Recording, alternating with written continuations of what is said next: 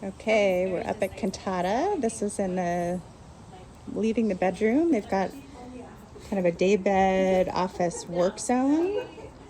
The ADU is designed around a bunch of big oak trees we needed to keep. So we've got this is Jeanette's window for her work desk. And then we go down a couple stairs because the backyard sloped quite a bit.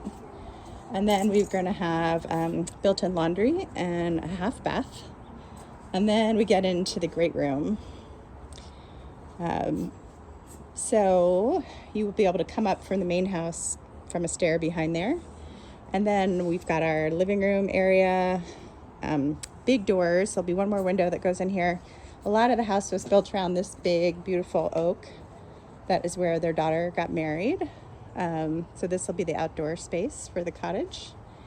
And then kitchen goes along these walls. And along this wall, we've got storage, pantries, refrigerator.